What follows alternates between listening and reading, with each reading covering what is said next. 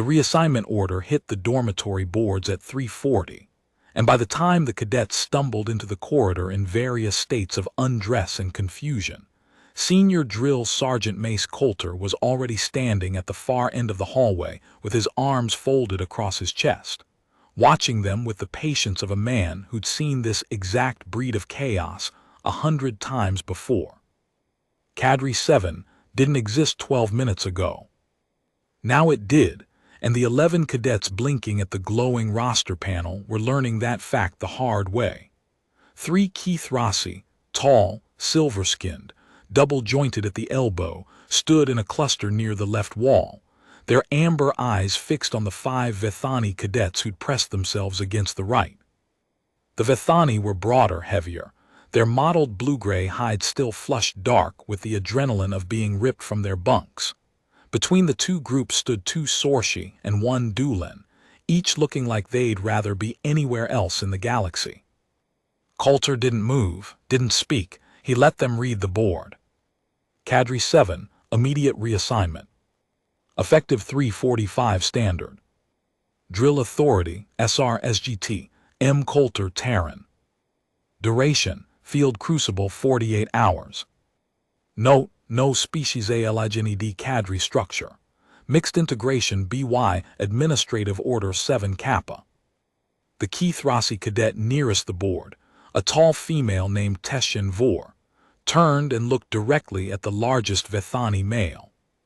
His name was Bruck Orenthal, and he was looking back at her with an expression that, on a Vethani face, meant something between contempt and a challenge to single combat. They'd been in separate cadres for 11 weeks, separate cadres that had competed against each other in every ranked exercise the Academy ran, separate cadres whose rivalry had turned bloody twice in the sparring pits, resulting in 1 fractured Vethani orbital plate and 1 Keith Rossi cadet who still walked with a limp from a shattered knee joint. The Academy medics had repaired the bone, the grudge they'd left untouched. Now they were in the same cadre.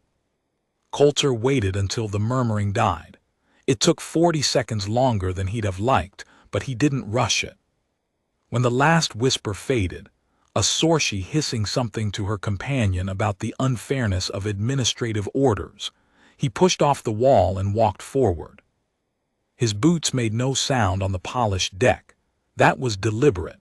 Coulter wore soft-soled trainers on briefing mornings, a human trick he'd learned 20 years ago from his own drill instructor at Camp Ellison back on Earth. The silent approach made cadets turn to find the source of the voice, which meant their eyes came up, which meant he could read their faces before they composed them. "My name is Coulter." His voice wasn't loud. It didn't need to be. The corridor had gone silent the moment he moved. "You have 9 minutes to kit up, full field load. Anything you don't have on your back when the transport bay doors open, you leave behind. Questions will not be answered. Move." Nobody moved for 3 seconds. That was normal. Species didn't matter here. The freeze response when authority spoke was as universal as gravity. Then Teshin Vor broke for her bunk, and the rest followed like a current pulling them along. Coulter watched them go. 11 cadets scrambling in different directions, sorting into their old tribal clusters even in the act of running. The Keith Rossi trio turned left. The Vethani 5 turned right. The Sorshi pair and the lone Dulan split the middle. He checked his chrono. 8 minutes and 40 seconds remained. He'd given them 9 because he'd calculated that 11 cadets with full field kits, operating from cold start in unfamiliar corridors, needed exactly 8 minutes and 15 seconds if they moved efficiently. The extra 45 seconds was his gift. He doubted any of them would notice it. Coulter had read their files on the shuttle ride to Teshin Station 4 days ago. He'd requested this assignment, not the cadets, not this particular combination, but the program itself. Administrative Order 7 Kappa was an experiment. Take cadets from species-aligned cadres that had developed hostile tribal identities, break them into mixed units, and run them through a field crucible intense enough that they'd either integrate or wash out. The Academy Commandant, a Keith Rossi named Prelate Sovereign, had pitched it to the Terran advisory contingent as a last resort. They're developing factional loyalties that override institutional ones, Sovereign had said during the briefing, his tall silver frame pacing behind the holographic display that showed incident reports from the last 3 cycles. Assault, intimidation, one attempted poisoning in the chemical lab that forensics had classified as culturally motivated. When Cadre 2 and Cadre 9 met in the corridor last cycle, 3 cadets required surgical intervention. One nearly lost a limb. Coulter had raised his hand. "I'll take the worst matched group you've got." Sovereign's inner eyelids had flickered, the Keithrossi tell for surprise. "Sergeant, the worst matched group includes Cadre 12's Vethani and Cadre 4's Keithrossi. Their animosity is not merely competitive, it is cultural. The Vethani-Keithrossi species conflict predates this academy by 600 years. I'm aware. Vethani do not yield hierarchy to non-Vethani authority figures. They interpret it as submission, which triggers aggression. Keithrossi do not accept shame as a motivational tool. It causes withdrawal rather than correction. You will be working against both species' deepest behavioral architecture simultaneously." "I've read the Xenopsych briefs, Prelate." Sovereign had studied him for a long moment, those amber eyes unblinking in the way that made most species uncomfortable. Keithrossi didn't blink unless they chose to. It was a dominance display they'd evolved past needing but never quite shed. You are one human, against 5 Vethani, any one of whom outmasses you by a factor of 3, and 3 Keithrossi whose cultural resistance to non-Keithrossi authority is well documented. Usually enough. That had been 4 days ago. Now Coulter stood in the transport bay watching 11 cadets file in with their field kits, some properly strapped, most not, and he let his eyes do what his mouth wouldn't, cataloged every detail. Teshchen Vor's kit was regulation perfect. Of course it was. Keithrossi were meticulous by instinct. Their neural architecture rewarded pattern completion the way human brains rewarded sugar. But she'd positioned herself at the front of her 3, creating a wall between them and the Vethani. Defensive posture, pack shielding. It told Coulter she expected violence. Bruck Orenthal carried his kit slung over one shoulder like it weighed nothing, because for a Vethani male of his mass, 240 kilograms of dense muscle under that mottled hide, it genuinely didn't. His 4 Vethani followed him in a tight wedge formation, not standard Cadre formation, but a dominance display. A statement. We move together, we answer to our own. The Sorshi pair flanked each other with their tails low, a stress posture that meant they were processing too much auditory information. Sorshi communicated partially through echolocation, and the metal transport bay was probably bouncing their signals into noise. The Dulan, a quiet, reedy-limbed male named Gessi, stood alone, equidistant from every group, as if he'd learned long ago that no faction wanted him and being unclaimed was its own kind of armor. Coulter hit the bay door control. The ramp dropped. Cold air rushed in thin, sharp, carrying the mineral tang of the Veshkin Plateau. Outside, the landscape was all gray rock and ice wind under a sky the color of old steel. No structures, no shelters, no supply caches visible anywhere. Just 42 kilometers of frozen nothing between here and wherever they were supposed to end up. "Out," Coulter said. They filed out, he followed. The transport lifted behind them without warning. Coulter had arranged that with the pilot beforehand, and 5 heads snapped around to watch it go. Only 6 cadets kept their eyes forward. Teshchen Vor, Bruck, and 4 others who'd been trained well enough that a departing aircraft didn't rate their attention. Coulter noted which ones turned. Those were the ones who still believed rescue was coming.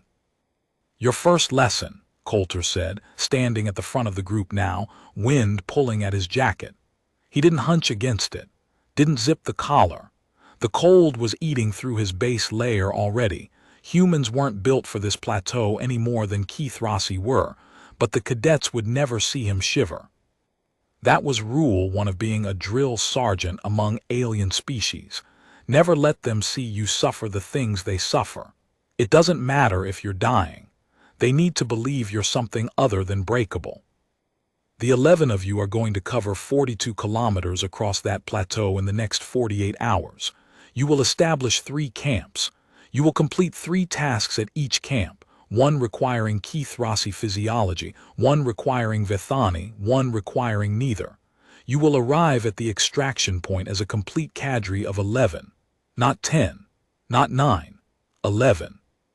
He let that settle, watched it hit each face differently. The Cathrasi processed it analytically. He could see Tessian already calculating distances and time budgets. The Vethani processed it as challenge. Bruck's posture shifted forward, weight on his toes ready. The Sorshi processed it fearfully, their tails curled tighter. Gessi processed it with the blank face of someone who'd already accepted whatever came next. If any one of you is missing at extraction, the cadre fails, all of you. If any one of you is injured badly enough that they can't walk, the cadre carries them. If any one of you decides they'd rather quit than work beside someone they don't like, he paused. Let the wind fill the silence for 3 full seconds. Then the cadre fails, all of you. Bruck's massive jaw shifted. The muscles in his neck tightened. On a Vethani, that was the precursor to a verbal challenge, the instinct to assert dominance over any figure setting terms. Coulter watched it happen and said nothing, waited, let the moment stretch. Bruck didn't speak, not yet. Good, that meant some part of him still understood rank, or at least understood that challenging an unknown authority on unfamiliar terrain with no transport was a poor opening move. Either way, the result was the same. Questions? Coulter asked. The Dulan Gessi raised a thin arm. His voice was mild, almost polite, but the question was sharp. Sergeant, the Vethani cadets are adapted to cold environments. The Cathrasi are not. This terrain favors one group physiologically. Was that deliberate? Coulter looked at him, held the gaze for 2 seconds. Yes, it does. Next question. Silence. The wind howled through the gap between rock formations to the west. Somewhere overhead, the gray sky was darkening toward the first weather system. Move out, bearing 270. First camp is 14 kilometers. He fell into step behind them, behind all of them, and began to count. Steps, seconds, the distance between species groups, the angle of shoulders, the rhythm of breathing, all of it data, all of it telling him the story before the story knew it was being told. The first fracture happened at kilometer 4. A Cathrasi cadet named Relin, the youngest of the 3, still carrying adolescent proportions that made his limbs seem too long for his torso, stumbled on a rock shelf and went down hard. His kit shifted on impact, and the cold seal on his thermal layer popped loose along the left seam, exposing a hand-width strip of silver skin to the plateau wind. Tessian Vor was at his side in 3 seconds flat. She had the seal repressed in 8, her long fingers working the adhesive strip with that Cathrasi precision that made every movement look like surgery. But the damage was already registering. Cathrasi skin lost heat catastrophically once the thermal layer breached. Their silver epidermis was essentially a radiation mirror designed for warm world conditions. Remove the insulating layer, and it became a heat dump, broadcasting body warmth into the environment faster than metabolism could replace it. Relin's gait changed within 100 meters, his steps shortened. His arms pulled in tight to his body, an involuntary thermal conservation posture. Within 200 meters, he was lagging. Within 300, the gap between him and the main group was 5 meters and widening. The Vethani kept walking. Bruck's wedge formation didn't slow, didn't look back. Why would they? Cold didn't touch Vethani the way it touched Cathrasi. Their mottled hide was evolved for exactly this kind of environment. The dense subcutaneous fat layer, the countercurrent blood flow in their extremities, the metabolic heat generation that kicked in automatically below -40. They were practically warm-blooded furnaces on legs. This plateau was comfortable for them. Coulter kept pace with the rear of the group and said nothing. Teshin Vor jogged forward, not to the Vethani but to the no-man's land between groups, and called out, her voice cutting through the wind with that precise Keithrasi diction. The Keithrasi cadet is compromised. His thermal seal failed. Request halt for proper repair. Brooks' voice came back flat and hard without turning.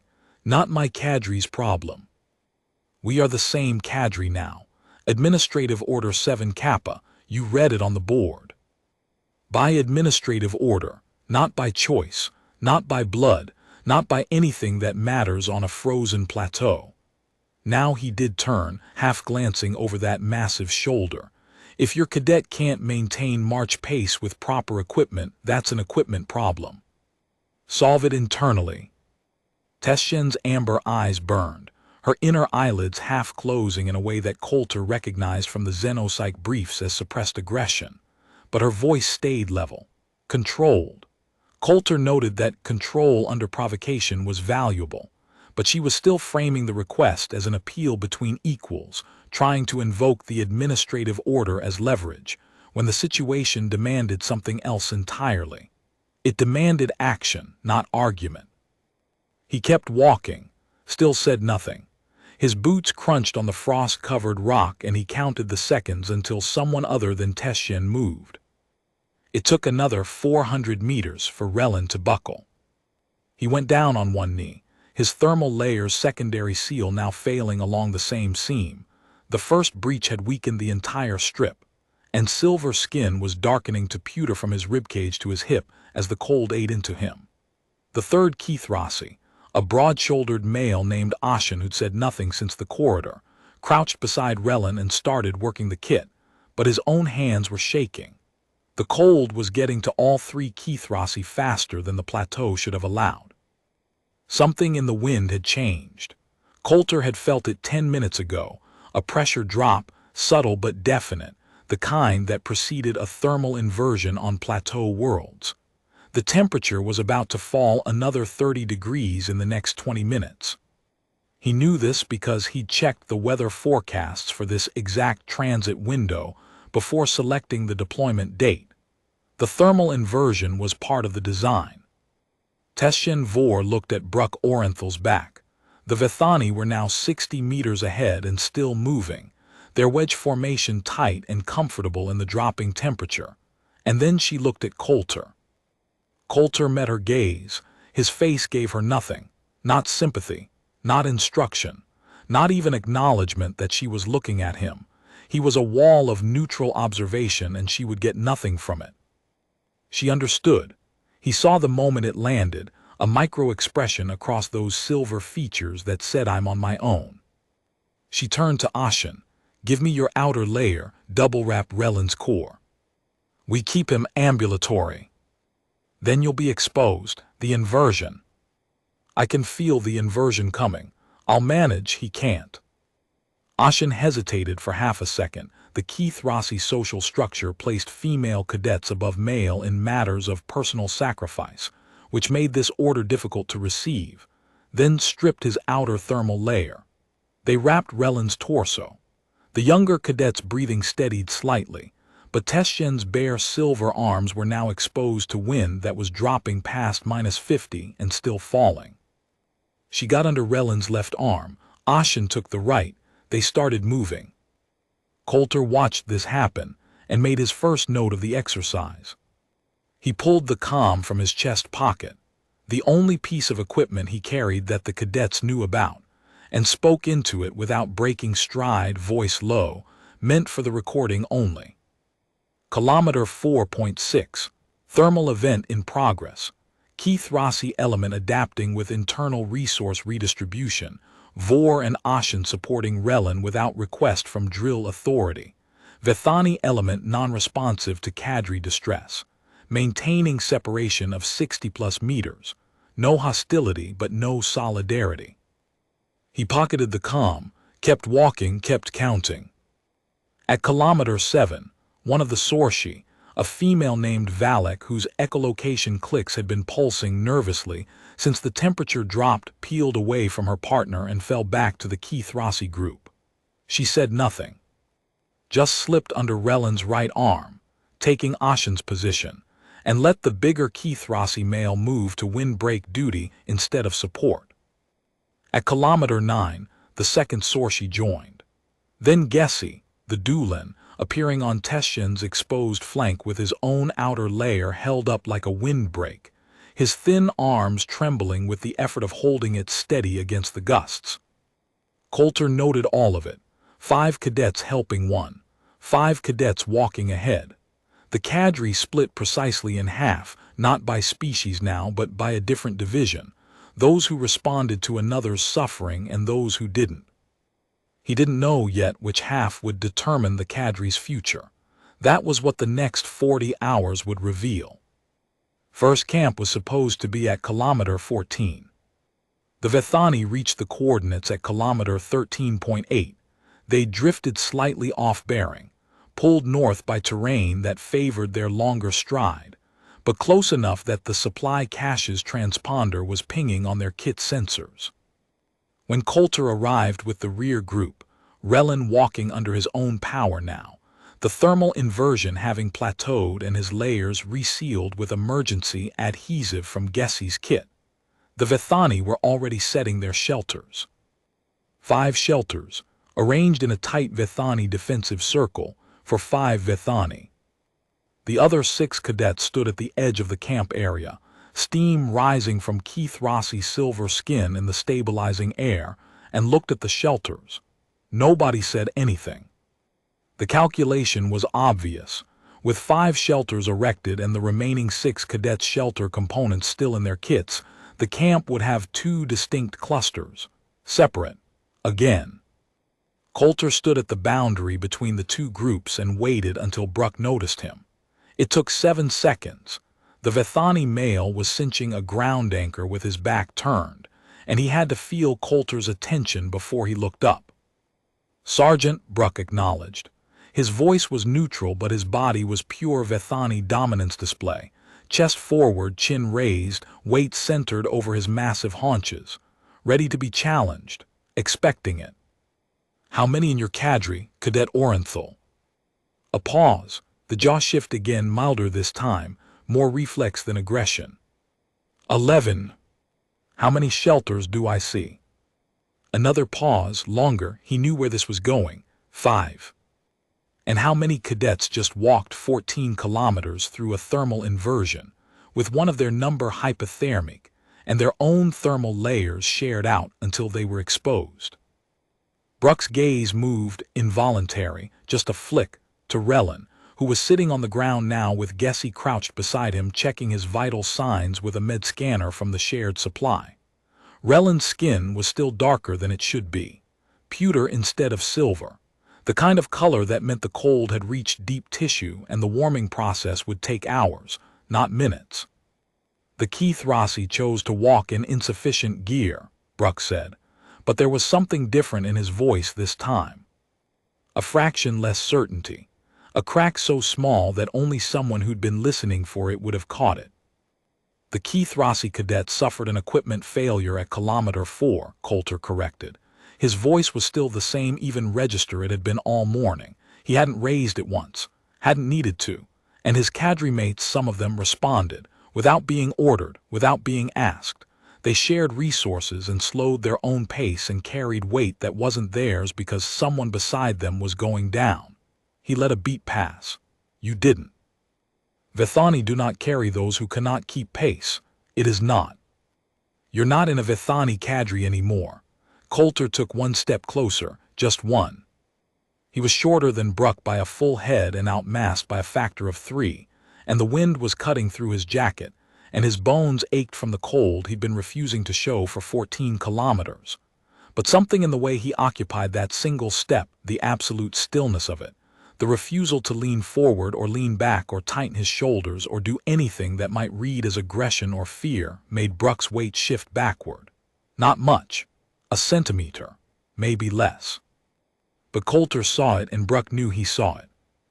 "You're in my cadre, And in my cadre, the unit moves as one or it doesn't move at all.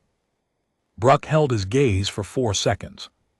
4 very long seconds in which Coulter could feel the xenopsych briefing running through his mind like a countdown. Vethani dominance challenges, if not resolved within 5 seconds, escalate to physical assertion. And then Bruck turned and barked something in Vethani to his fore. They didn't like it. Coulter could read that in the way their hide flush darkened and their postures stiffened. But they began pulling extra shelter material from their kits, began breaking down the 5-shelter circle, began reconfiguring. When the camp was assembled 20 minutes later, there were 3 large shelters. Shared. Species mixed in each one, 2 Vethani and 1 Keithrasi in one, 2 Vethani with the Sorshi in another, 1 Vethani with Gessi and Ashen in the third. Teshin and Relin were in the first shelter, where the 2 Vethani on either side of them radiated enough body heat to function as living furnaces. Nobody commented on the arrangement. Nobody made it a teaching moment. Coulter simply pulled up the task manifest on his datapad and read it aloud as if nothing remarkable had happened. First camp, 3 tasks. Task 1. Construct a signal relay using microfilament components in the supply cache at grid reference 472. Requires precision manipulation of filaments below 0.3 mm in diameter. This task is physiologically suited to Keithrasi digit structure and their superior fine motor control. Task 2. Clear the boulder field at grid reference 479 to establish a landing zone. Requires sustained heavy lifting of objects exceeding 800 kilograms. This task is physiologically suited to Vethani mass and leverage architecture. Task 3. Decode the encrypted navigation packet that contains tomorrow's bearing. Requires neither specific physiology, cognitive only. Anyone can do it. He lowered the datapad. You have until 600 tomorrow. I don't care how you organize. I care that all 3 are done. Then he walked to the edge of camp, sat on a flat rock that faced the wind and watched. The Keithrasi took the relay. The Vethani took the boulders. Nobody took the decryption. Predictable. The first 2 tasks aligned with what each group already believed about themselves. We are precise. We are strong. The third task had no natural species owner, which meant it belonged to nobody's pride and therefore wasn't worth claiming. It would sit unclaimed until desperation or conscience moved someone. Gessi, the Dulan, sat down alone near the supply cache and started working the decryption packet. His thin fingers moved through the holographic cipher locks with quiet focus, rotating frequency matrices and testing key space reductions, while the rest of the cadre split into their task groups. Also predictable. The unclaimed task fell to the unclaimed cadet. Coulter had seen this pattern in every integration exercise he'd ever run, across 4 different postings and 3 different species combinations. The loners always ended up doing the cognitive work because cognitive work didn't require anyone to trust them, include them, or notice them. It was the loneliest form of contribution. He watched all of it and made notes on his comm, time-stamped, detailed, the kind of notes that would matter later when someone asked him to prove what he already knew. At 21:30, the relay was 2/3 finished and the boulder field was clear. The Vethani had finished their task in 90 minutes, raw strength applied efficiently, and retreated to their shelter section without checking on the other tasks. The Keithrasi were still working, Teshin's steady hands threading microfilaments through junction points, while Ashen held the stabilization frame and Relin, recovered enough to sit upright but still too cold compromised for fine motor work, held the light. Gessi was stuck. The decryption packet was harder than standard cadre-level encryption. Coulter had requested that modification personally through the Terran advisory channel, and the Dulan had hit a wall at the 3rd layer of 7.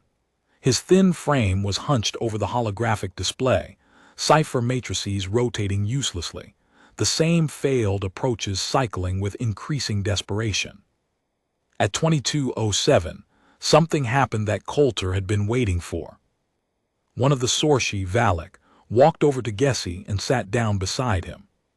She didn't ask permission, didn't announce herself, just folded her legs, tucked her tail around her hip, and studied the cipher lock for 30 seconds in complete silence. Her echolocation clicks pulsed twice, reading the frequency pattern of the holographic display in a way visual species couldn't. Then she pointed at a recursive loop buried in the second layer that Gessie had treated as decorative noise. That's not noise. That's a foldback. The third layer references it. You're solving layer 3 as if it's independent, but it's parasitic on layer 2's recursive structure. Gessie stared at her, then at the cipher. Then he reran the second layer with the recursive fold applied as a dependency, and the third layer cracked open like it had been waiting for someone to ask it the right question. "How did you see that?" he asked. Echolocation.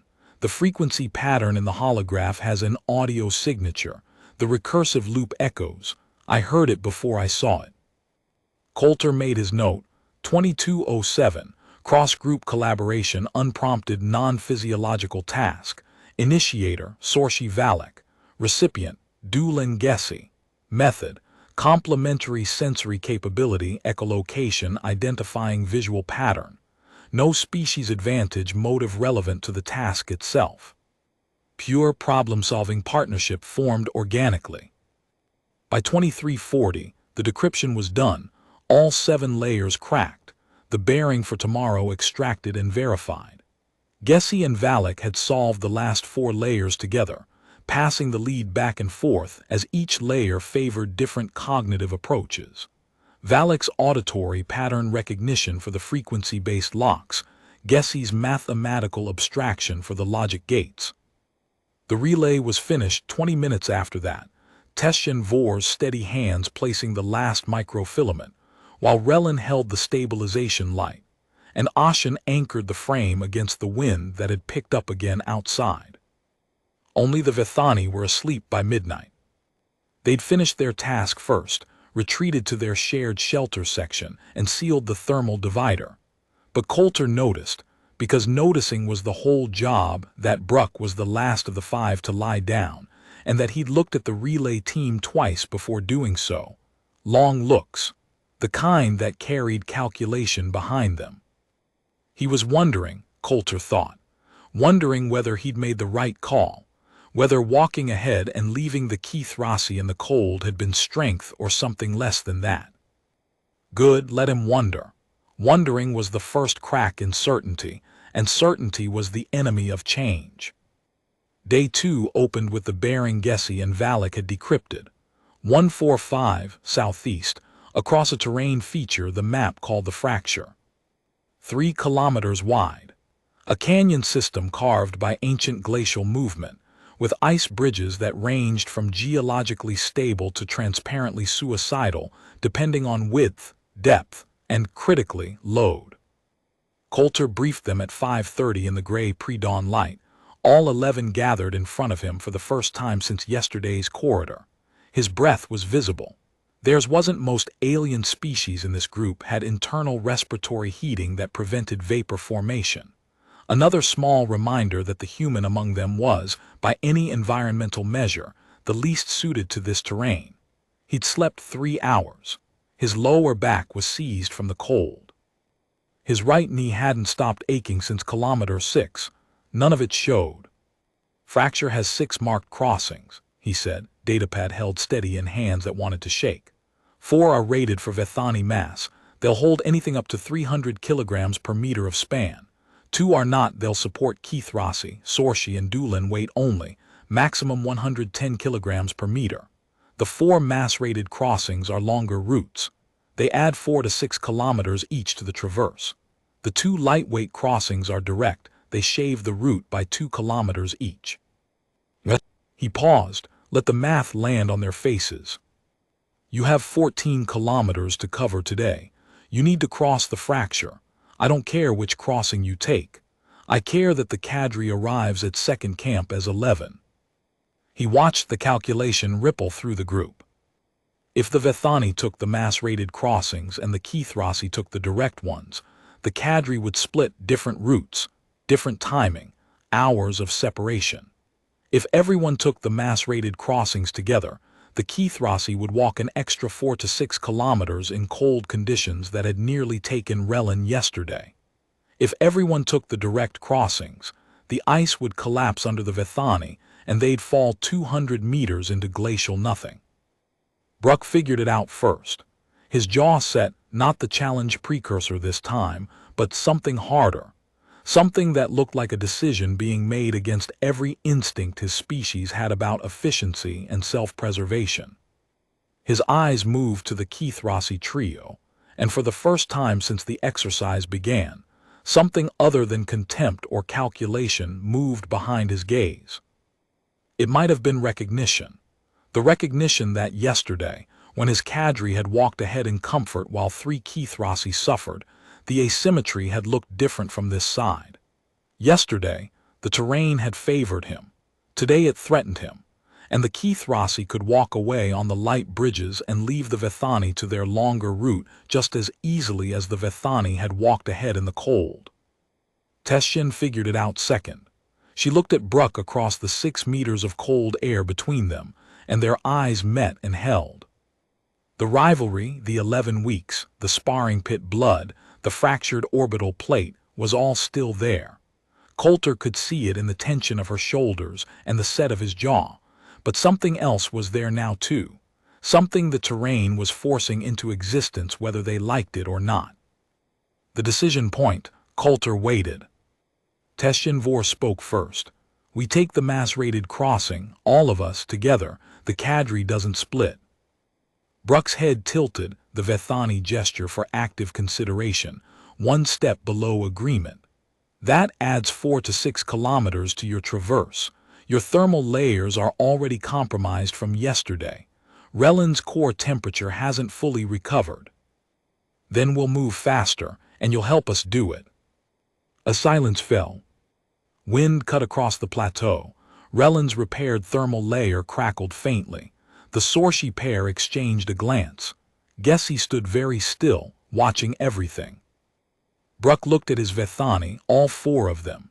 He didn't ask for their agreement, that wasn't how Vethani hierarchy worked. The dominant male decided and the unit followed, but Coulter saw something shift in his posture before he spoke. A settling, a weight accepted. We'll break wind for the Keithrasi element on the exposed sections. Our mass and hide block the crosswind. We walk the outer edge. You walk our lee. The Sorshi and the Dulin hold center. It wasn't a request. It wasn't offered gently. It was delivered in the flat Vethani command tone their species used for decisions already made. But the content of the decision was new. The form was dominance. The substance was something else entirely. Teshin's inner eyelids flickered once, that surprised her, but only once. She was learning to expect things from this Vethani. Acceptable. Coulter made his note on the comm, voice barely above a whisper. 547. First Cadre-wide tactical decision made collectively. Initiators, Vor and Orenthal. Content, mutual resource sharing based on complementary vulnerability and strength. The Vethani are wind-breaking for the Keithrasi. The Keithrasi are taking a longer route to keep the Vethani safe. Both sides paying a cost for the other's survival. No sergeant intervention required. He pocketed the comm. Move out. The fracture crossing took 4 hours and burned more out of Coulter than he'd ever admit to anyone who hadn't walked it beside him. The mass-rated bridge they'd chosen was wider than the lightweight ones, 10 meters across at its broadest, 4 at its narrowest. But it was still an ice bridge over a 200-meter drop, and every step sent micro-vibrations through the structure that Coulter could feel in his fillings. But he wasn't watching the bridge. He was watching the Cadre. They moved together, not in 2 groups anymore, but in a single formation that had assembled itself organically in the first 500 meters of the crossing. Bruck took the windward edge with 2 Vethani flanking him, 3 massive bodies creating a wall of mottled blue-gray hide that cut the crosswind by 60%. The Keithrossi walked in their lee, silver arms tucked tight, strides matching the Vethani pace for the first time since the exercise began. The Sorshi held the center with their tails raised now, confidence posture, Coulter noted. Gessi walked beside Valak. At the bridge's narrowest point, 4 meters wide, wind screaming through the gap, a drop of 200 meters on each side into glacial mist that hid the bottom. The second fracture happened, but this one was literal. A section of ice cracked under the third Vethani in line.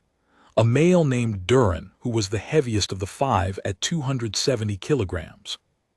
Not enough to collapse the bridge entirely, not yet, but enough to send a spiderweb of fracture lines radiating outward from his position in every direction. White lines on gray ice, spreading like lightning frozen in place. Everyone froze. The entire cadre went still in the same instant, which told Coulter something important. They were now monitoring each other's movement closely enough to react as a unit to a single stimulus. He assessed the crack pattern from 6 meters back. The fracture geometry suggested a subsurface void beneath the right center of the span. The bridge would hold in its current state for approximately 60 to 90 seconds before the secondary fracture propagated downward to the load-bearing layer. After that, the narrowest section would give way and take anyone standing on it into the mist. He said nothing. Teshin-Vor moved, not forward, not backward, sideways, stepping carefully to the very edge of the fracture pattern. She crouched. Her Keithrossi eyes narrowed and then widened as her pupils dilated to maximum, the light-gathering adaptation that let Keithrossi perceive stress patterns in crystalline structures. Coulter had read about this capability in the Xenopsych briefs, but had never seen it deployed tactically. "The void is beneath the center right quadrant," Teshin said, her voice steady and precise. "But the load path, the structural ice that's actually bearing weight, runs along the left edge. 2 meters from the rim, it's thicker there, denser. The fracture pattern curves around it." She stood, looked at Bruck. Single file, left edge. Keithrossi first, lightest mass distributes across the stress section without accelerating the fracture propagation. Vethani last, heaviest mass crosses after the lighter loads have proven the path and the pattern has stabilized on the new load geometry. Bruck looked at her. The Vethani who'd fractured a Keithrossi orbital plate 3 weeks ago in a sparring pit was now being told by a Keithrossi how to not die. The weight of that irony landed visibly on his features, a flicker of something that might have been humility if Vethani were capable of the concept. "Do it," he said. They crossed, single file, left edge. Keithrossi first, Teshin, then Ashin, then Relin, each placing their feet exactly where Teshin indicated. Sorshi next, Valak and her partner, tails rigid with concentration. Gessi. Then the Vethani, lightest to heaviest, the 4 subordinate males first, Bruck last. The bridge groaned under Durin, cracked audibly under Bruck, a sound like a rifle shot that echoed off the canyon walls. But the load path held. The left edge structural ice was exactly where Teshin had said it would be, and it bore the weight, and the fracture pattern stabilized exactly as she'd predicted. On the far side, 11 cadets stood on solid rock, alive, intact. Nobody cheered, nobody celebrated, but something had shifted in the way they stood. Coulter could see it in the geometry of the group. The gaps between species had narrowed, not gone but halved. The Vethani were no longer a wedge. The Keithrossi were no longer a defensive wall. They were something in between, something that didn't have a formation name yet. Coulter made his note, kept walking. Second camp, second set of tasks. The pattern repeated but the screws tightened. Coulter had designed each camp's tasks to require progressively more interdependence. Task 1. The Keithrossi-suited component required access to a relay junction mounted on a rock shelf 12 meters above the camp floor, too high for any Keithrossi to reach unassisted. But a Vethani, standing on another Vethani's shoulders, could hoist a Keithrossi high enough to reach it. Task 2.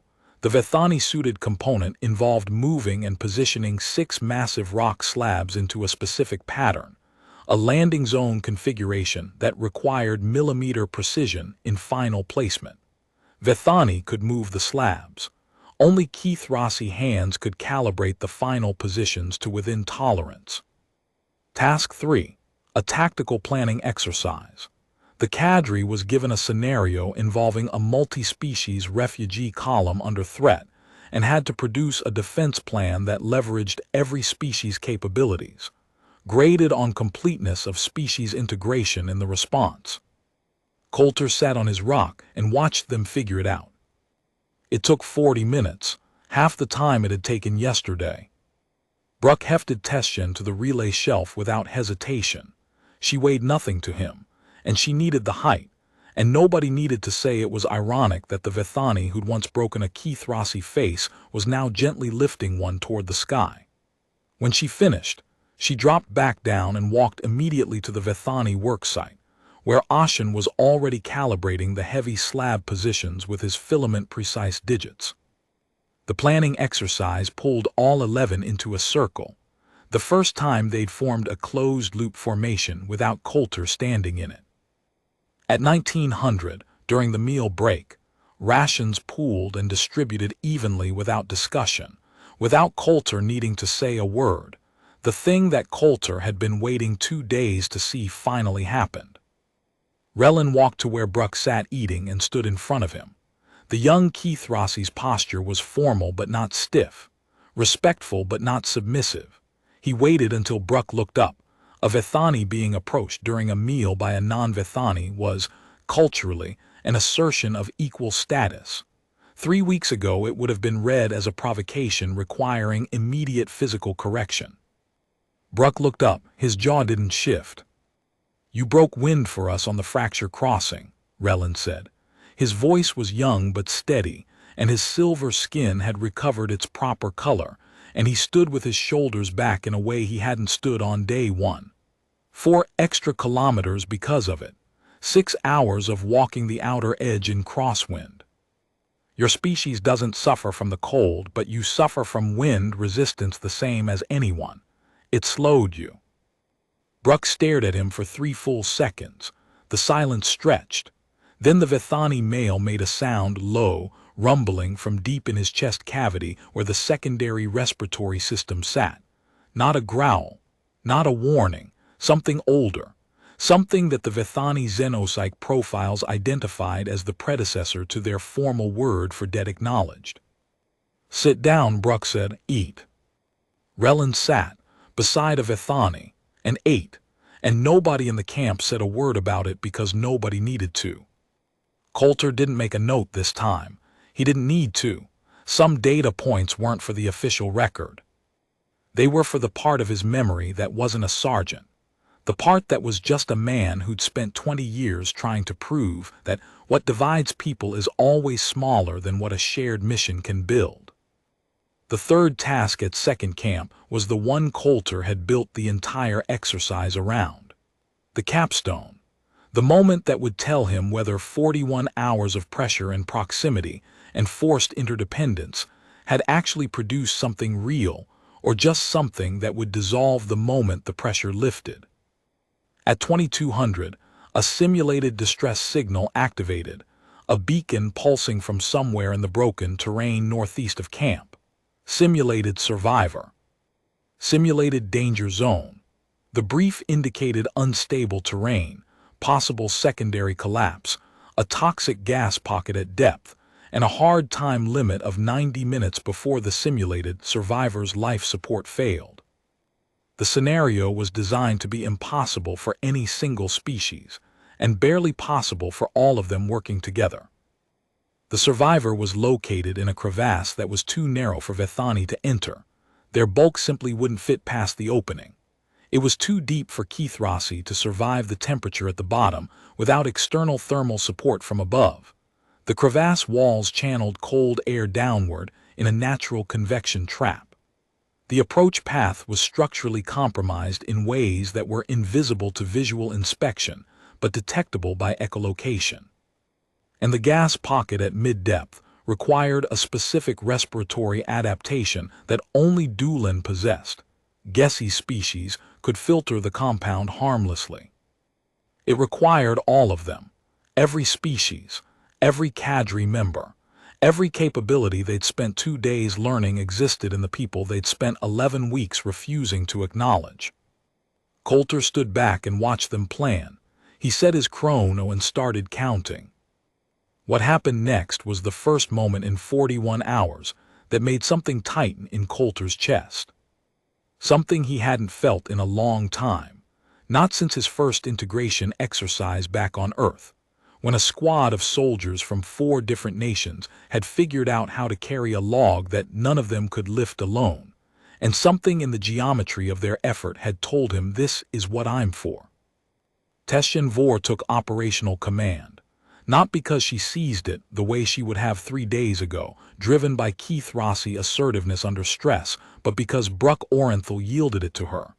He looked at the crevasse terrain schematic, studied the constraints, assessed the capabilities required, and said, Vor, you see the structural path.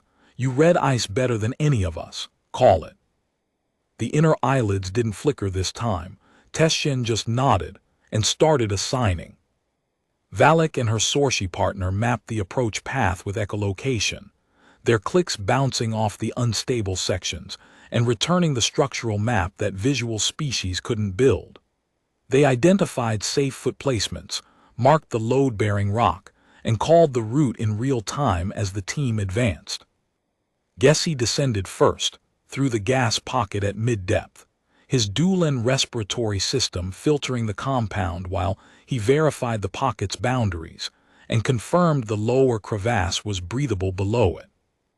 The Vethani rigged the extraction line above Bruck and his 4 driving anchor stakes into the rock with brute force, their combined mass holding the line steady while the wind tried to drag it sideways. Their heat radiated downward into the rope system, warming the crevasse opening enough to prevent Keith Rossi hypothermia during descent.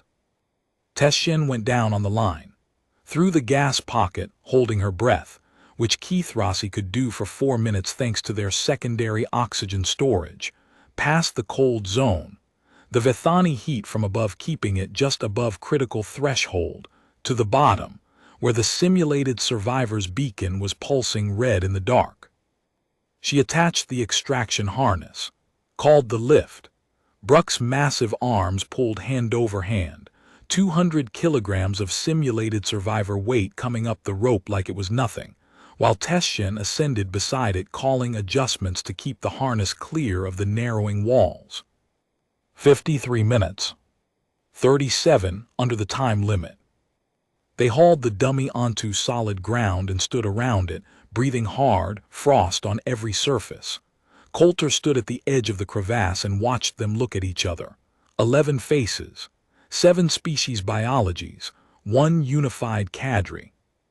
He turned away for 2 seconds, just 2. The wind was convenient. It gave him an excuse to shield his face.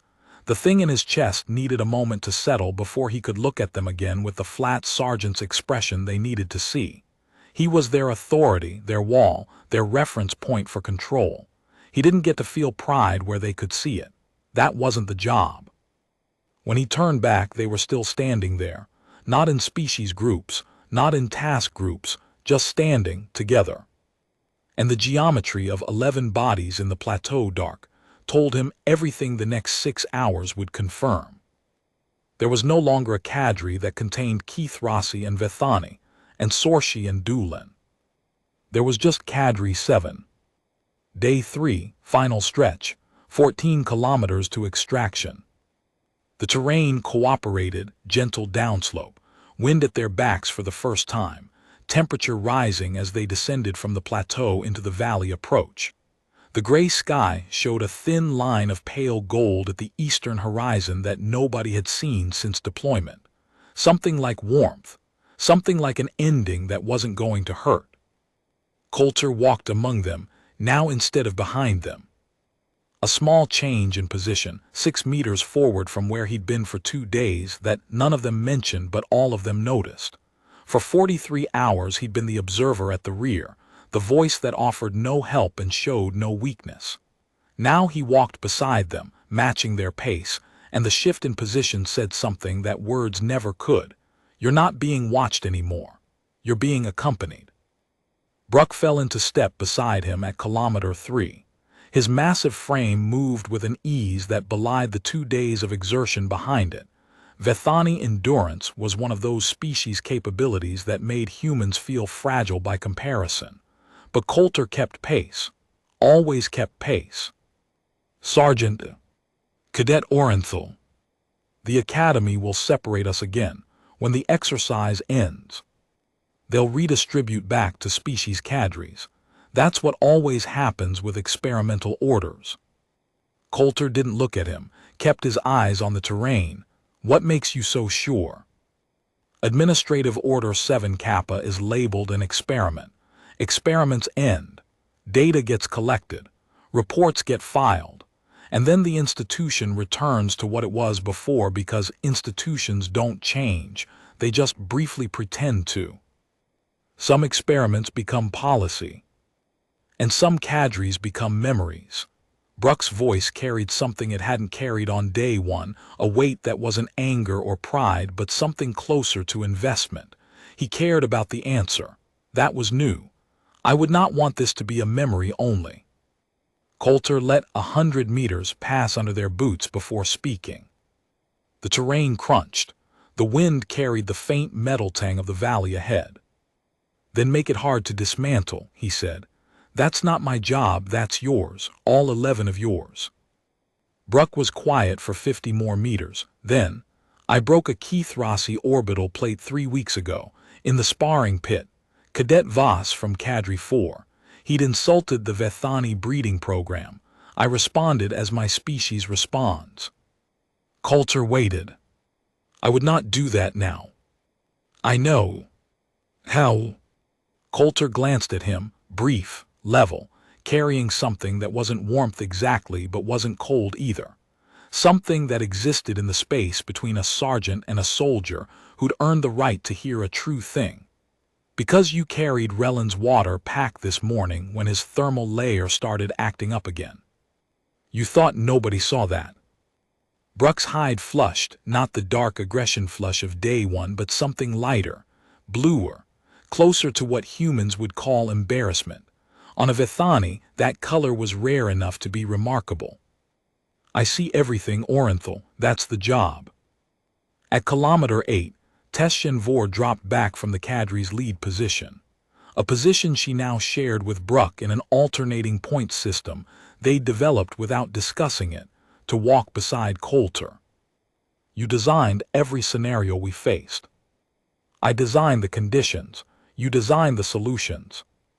The crevasse rescue, it was impossible for any single species, by a margin too precise to be accidental. Yes. And the fracture crossing. The thermal event on day one, you chose this deployment window because you knew the inversion was coming. You chose terrain that would expose Keith Rossi vulnerability first and Vethani vulnerability second. You structured the camp tasks to require cross-species interdependence at increasing depth. Her amber eyes studied him with that crystalline Keith Rossi focus. Every challenge was engineered to make isolation fail and cooperation succeed. And you never once told us to cooperate. Coulter said nothing for 20 steps, the crunch of 11 sets of feet on the descending trail, the wind softening, the horizon brightening. You're a smart cadet, Vor.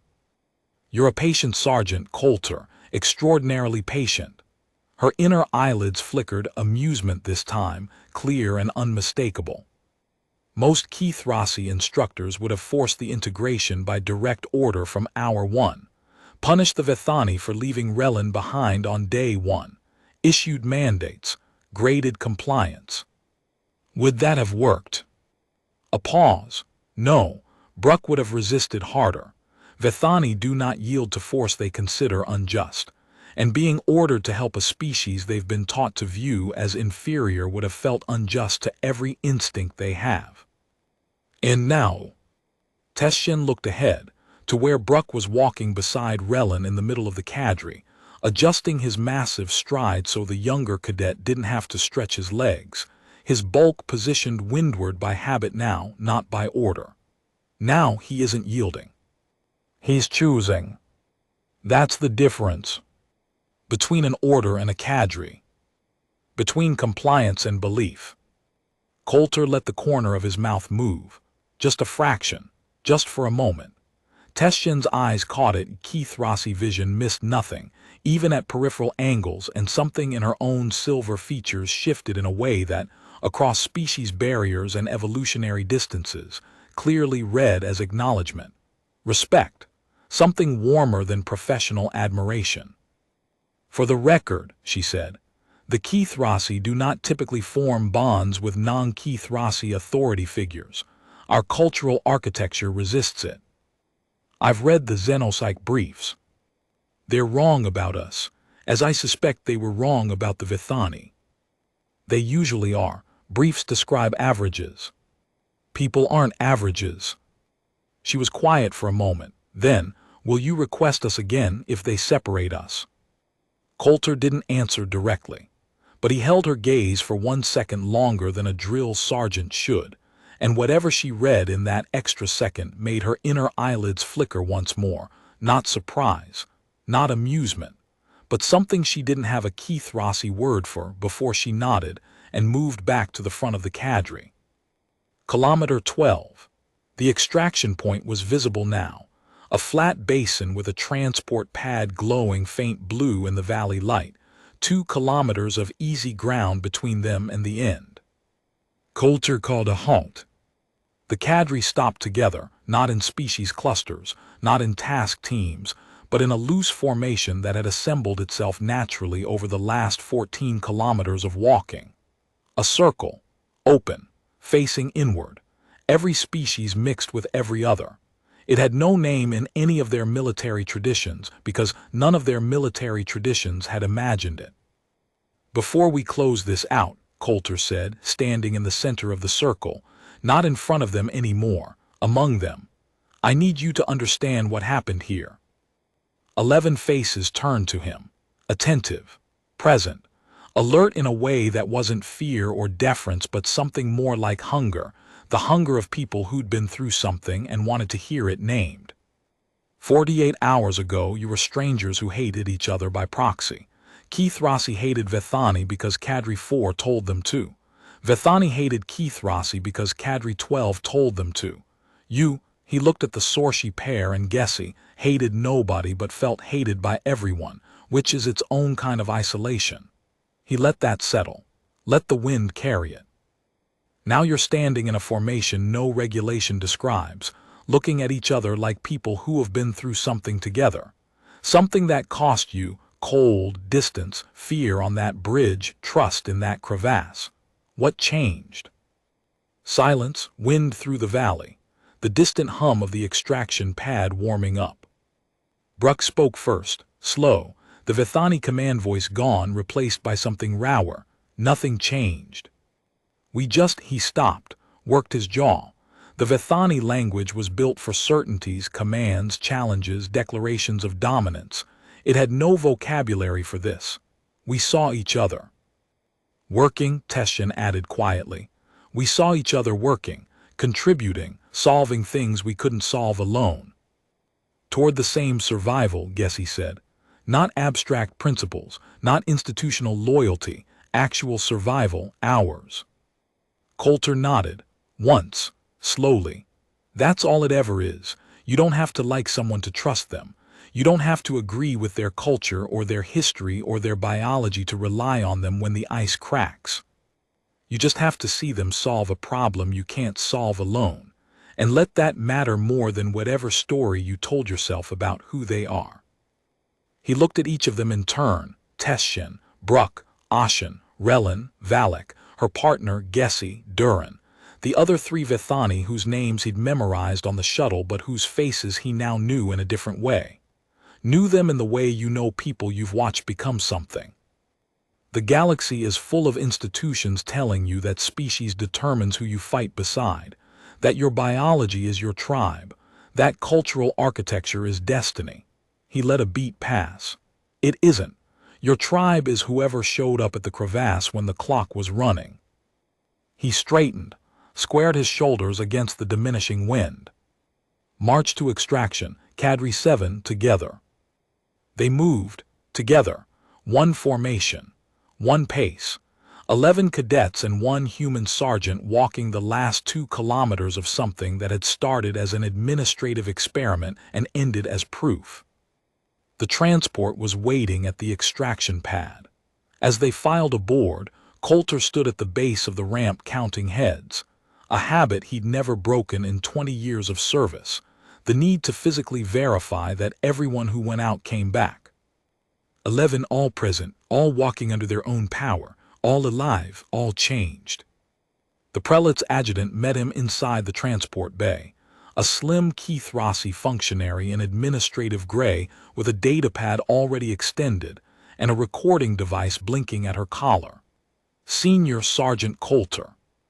Administrative Order 7 Kappa requires your field assessment before formal debrief. Recommend disbandment of the experimental cadre or continuation. Coulter looked past her at the cadre settling into the transport bay. Bruck had taken a seat beside Teshin, not opposite her, not across the aisle, not with a gap between them but beside, their shoulders nearly touching. A Vithani sitting voluntarily adjacent to a Keith Rossi. 3 weeks ago, that proximity would have ended in blood. Relin was talking animatedly to one of the younger Vithani about something technical. Coulter caught fragments about ice crystallography and load path analysis. His silver hands moving in the excited way Keith Rossi got when they were sharing knowledge rather than hoarding it. Gessie and Valek sat together in the easy silence of people who'd found something valuable in each other's company and didn't need words to sustain it. Disbandment, Coulter said. The adjutant's inner eyelids snapped wide. Sergeant. For the official record, mark Cadre 7 as disbanded after 48 hours per 7 Kappa review protocol. Experimental integration concluded. Standard species cadre structure to resume. The adjutant's stylus hovered over her pad. That is, the prelate was led to believe the exercise was progressing well. Our monitoring showed. Your monitoring showed what happened on the surface. My assessment is what goes in the record. Mark it as disbanded. She studied him for a long moment with those unblinking Keith Rossi eyes. And your personal recommendation, separate from the official record. Coulter looked at the cadre one more time. Teshin caught his eye across the bay and tilted her head, a question she didn't voice but that he read clearly. What are you doing? He gave her nothing back. The flat sergeant's face. The wall. But she'd learned to read what lived behind it in 48 hours of walking the same frozen kilometers, and whatever she saw now made her inner eyelids flicker once, that amusement tell, before she looked away with something like confidence settling across her silver features. My personal recommendation, Coulter said, pulling the comm from his chest pocket, will be in my after-action report, filed separately. Through Terran advisory channels. The prelate will want access to it. The prelate will see the official record, Cadre 7, disbanded after 48 hours. He paused. Let the adjutant's confusion deepen. Then, what I put in the Terran after-action report is what actually happened. And what actually happened is that 11 cadets who wanted to kill each other 3 days ago built a unit in 2 days that most species-aligned cadres don't build in 2 months. The adjutant processed this. Her stylus tapped her datapad twice, a Keith Rossi fidget that indicated rapid cognitive adjustment. You want the official record to say failure. I want the official record to say whatever keeps this cadre together without a spotlight on it. I'm not following your logic. Coulter sat down on the bench nearest the ramp, strapped in, let himself lean back for the first time in 48 hours against the cold metal wall of the transport. His spine announced its complaints in a long cascade from cervical to lumbar. His knees throbbed. His right shoulder had been seized since the fracture crossing, where he'd braced against the wind for 4 hours without letting the cadets see him struggle. 2 days on frozen rock at altitude, keeping pace with species that had longer legs and better cold tolerance and denser bones, and never once showing a single moment of weakness, because the moment they saw him struggle was the moment they'd stop believing he was something immovable. That was the job, and it cost something every time. If 7 Kappa is marked as a success, he said, eyes half closed, the prelate scales it, 20 cadres, 50, fast timeline, bureaucratic oversight, metrics, weekly evaluations, progress reports submitted in triplicate to the advisory council. It becomes an institution, and institutions, he opened one eye to look at her. Institutions are where things that worked once go to become things that never work again. The adjutant said nothing. Her stylus had stopped moving. If 7 Kappa is marked as a failure, one experimental cadre disbanded after 48 hours, results inconclusive, then it stays quiet.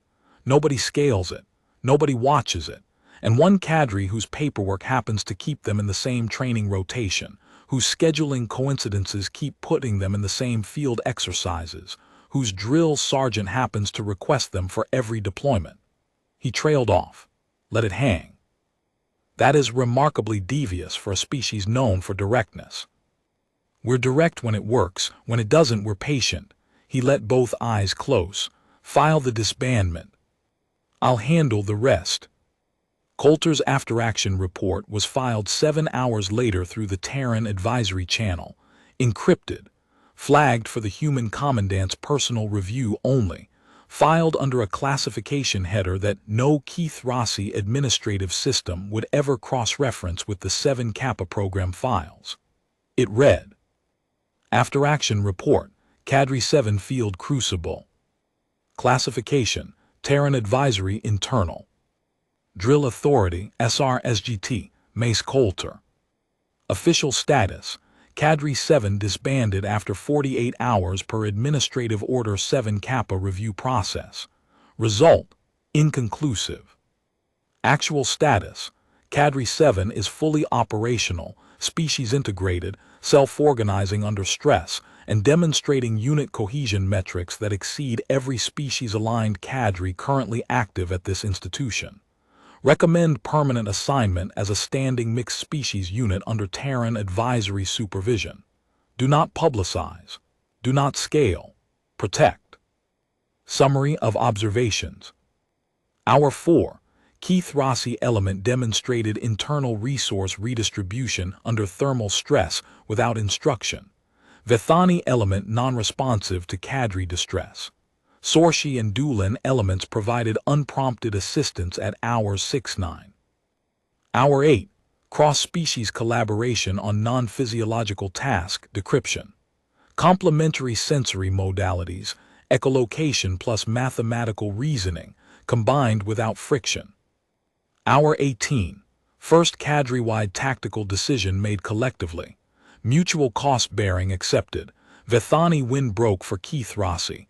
Keith Rossi accepted longer route to keep Vethani on safe crossings. No intervention required. Hour 22. Structural emergency on ice bridge. Keith Rossi visual capability, crystalline stress pattern perception, used to save Vethani lives. Trust demonstrated under lethal stakes. Hour 27. Interdependent tasking completed in half the time allocation. Self-organization around complementary capability without instruction. Hour 41. Full cadre rescue operation under time pressure. Operational command yielded voluntarily by dominant Vethani to Keith Rossi cadet based on tactical merit. Every species capability deployed. Extraction completed 37 minutes under limit. Hour 46. Cadre spontaneously adopted non-regulation formation, circular, species mixed open, with no instruction. Unit identity achieved. Assessment. Species-aligned cadre structures are producing tribal hostility because they tell cadets that biology is identity. Mixed species integration, when engineered through shared external pressure rather than direct order, produces faster and more durable bonding than same species grouping. The mechanism is not ideological, it is experiential. They don't learn to accept each other's differences. They learn to need each other's differences. That is qualitatively different and categorically more durable. Recommendation: keep Cadre 7 intact. Keep it quiet. Assign one Terran advisor, myself, as permanent drill authority. Allow the integration to mature without measurement. The moment you measure it is the moment it becomes performance rather than belief. Additional note: at approximately hour 44, Cadet Orenthal Vethani, dominant male, former participant in anti-Keith Rossi sparring pit violence, carried Cadet Relans Keith Rossi, youngest member, former target of Vethani hostility, water packed during the final march without being asked, without being observed by peers, and without any tactical reason to do so. It was a small act of care performed for its own sake across a species barrier that was supposed to be permanent. He does not know I saw this. I am logging it here because it is the single most important data point in this entire report, more important than the rescue extraction, more important than the bridge crossing, more important than every tactical success combined, because it means the integration is no longer operational. It is personal. It is no longer about survival. It is about something that survival built but that now exists independently of it. The official record says Cadre 7 was disbanded after 48 hours. The official record is technically correct. What the official record doesn't say, what it will never say, is that the Cadre disbanded its old self. The version built on assignment orders and species grudges and 11 weeks of institutional tribalism. And something else grew in its place. Something that doesn't have an administrative category. Something that no bureaucracy can reproduce, because it can only be forged in the specific alchemy of shared suffering and mutual need, and one human sergeant who was patient enough to build the conditions and stubborn enough to stay invisible while it happened. I'll keep watching them, I'll keep making notes, and when the prelate asks why his scheduling system keeps placing these 11 in the same rotations, I'll tell him what I told the adjutant: coincidence. Complex system. These things happen. Some things work better when nobody's measuring them. Coulter M. Senior Drill Sergeant, Terran Advisory Contingent. Filed 48 hours post-deployment. 6 weeks later, Coulter stood in the same transport bay watching Cadre 7 file in for their 9th deployment together. Same harsh lighting, same institutional hum, same cold air through the open ramp. But nothing else was the same. The Cadre that moved through the bay didn't sort into species groups, didn't cluster, didn't hesitate at the mixing points. Teshchen Vor and Bruck Orenthal walked side by side at the front, not leader and follower but something more fluid, trading the point without discussion based on terrain and task. Relin had grown into his frame. The cold didn't find him as easily now, partly because his body had adapted, and partly because Bruck's bulk was always positioned windward without being asked. Gessie and Valak moved together like two halves of a sentence: quiet, complementary, essential. The Academy administration still didn't know what to do with them. Officially, Cadre 7 didn't exist. The 7 Kappa experiment had been marked as a failure. The mixed integration concept was filed under lessons learned, and the advisory council had moved on to other initiatives. Unofficially, 11 cadets kept showing up in the same place at the same time for every deployment, every exercise, every field rotation. A series of scheduling coincidences that all traced back to a Terran sergeant's quiet influence on the assignment system. Coincidences that nobody questioned because questioning them would require admitting that a human drill sergeant had outsmarted an entire Keith Rossi administrative apparatus, and that was not an admission any Keith Rossi institution was prepared to make. Prelate Sovereign had asked Coulter about it once, just once. In his office, the door closed, the recording system conspicuously switched off. Sergeant, Cadre 7 was disbanded 6 weeks ago. Yes, Prelate. Then why do 11 cadets from that cadre appear in the same deployment roster for every field exercise since.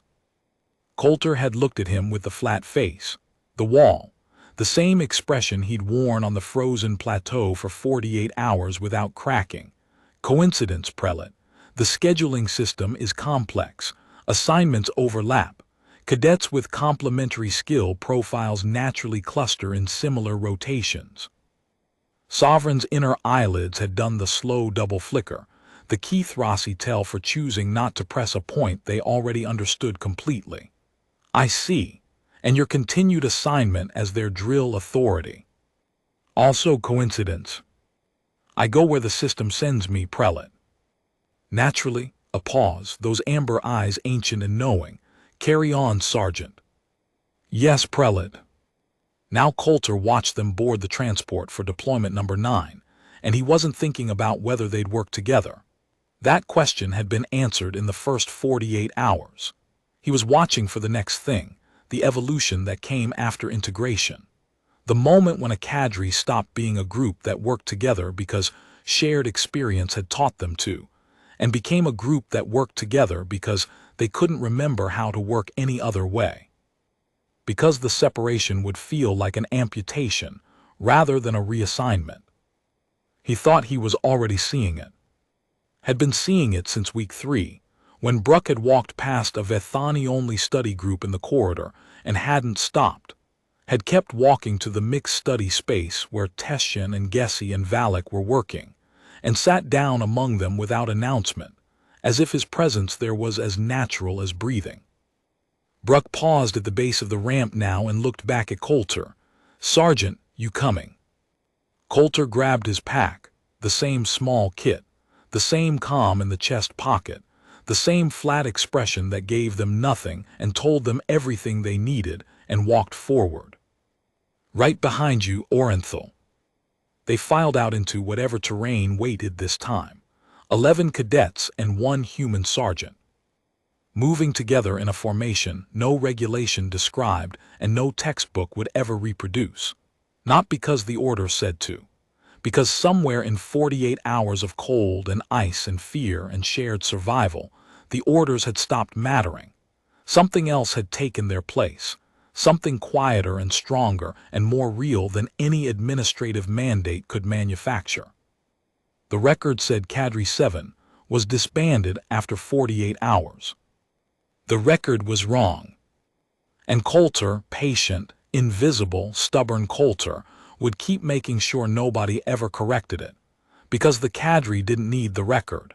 The cadre just needed to keep moving. And they did.